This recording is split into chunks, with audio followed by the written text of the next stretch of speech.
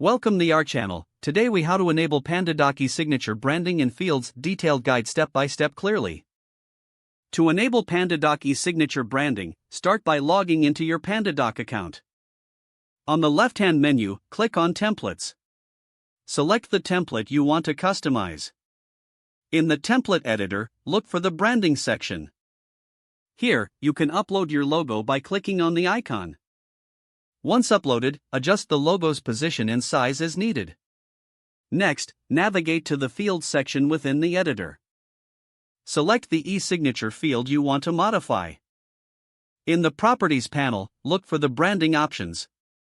Choose your preferred branding colors for the eSignature field. You can also add text labels or instructions if necessary.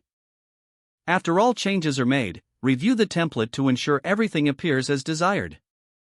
Once satisfied, click on the Save button.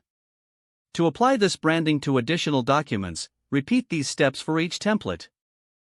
Finally, send a test document to ensure your branding appears correctly during the signing process.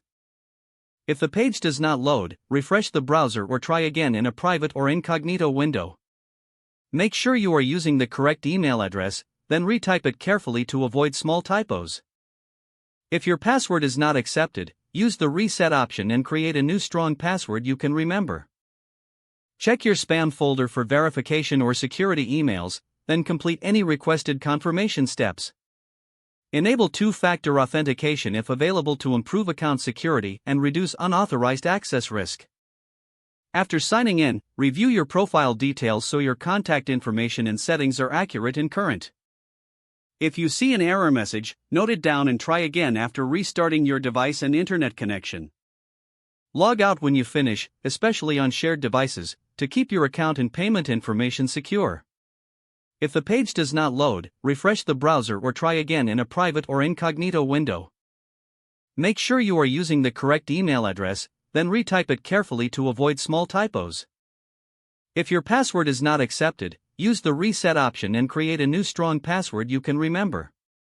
Check your spam folder for verification or security emails, then complete any requested confirmation step. Enable two-factor authentication if available to improve account security and reduce unauthorized access risk. After signing in, review your profile details so your contact information and settings are accurate and current. Don't forget to like this video and subscribe to our channel for more step-by-step tech guides.